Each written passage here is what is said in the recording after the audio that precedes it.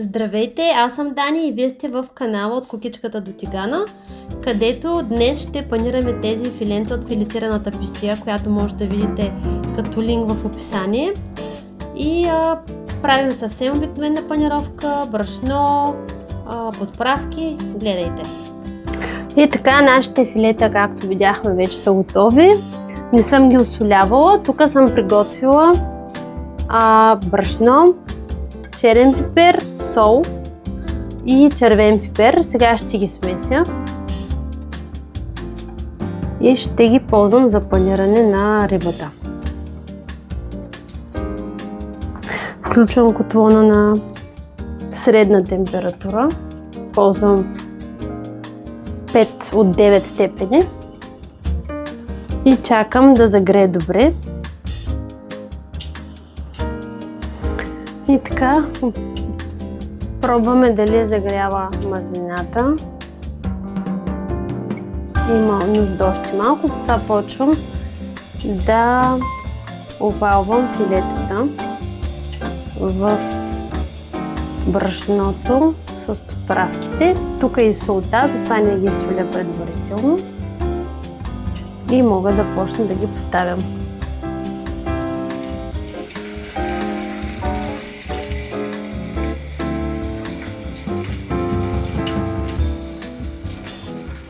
Добре от всички страни. Изтупват се и първо ги поставяме с кожата надолу. Така си гарантираме, че няма да придобият кофти форма. И последното за тази партида.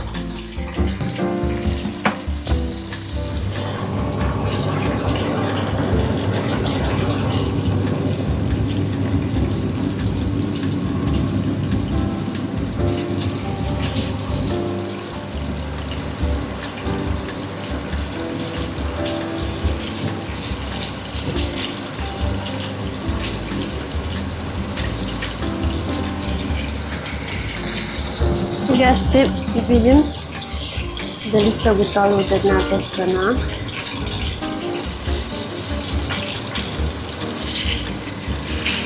Според мен имат нужда от още.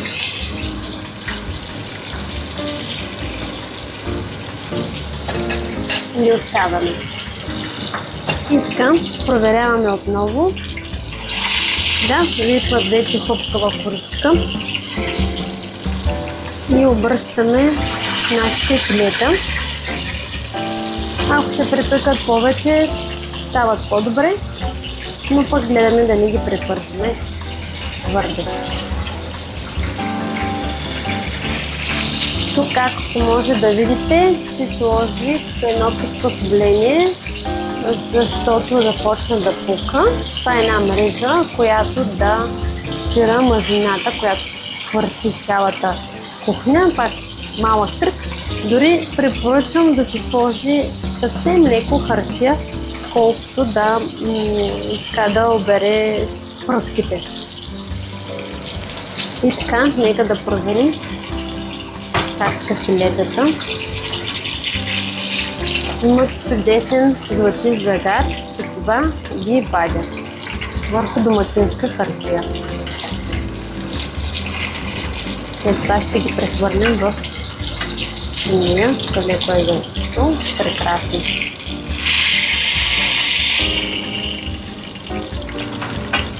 И последното филе.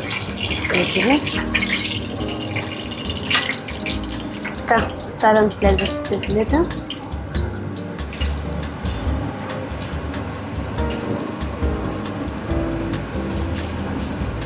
И тази процедура продължава, докато приключим, както казах, с кожата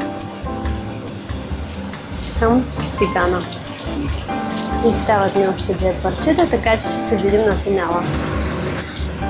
И ето това са изпържените филенца, които сега ще поставим в чиниите. И ето как изглежда нашата порция, гарнирана с картофки на фурна с розмарин и масло, салата айсберг, винце и приятна атмосфера. На здраве!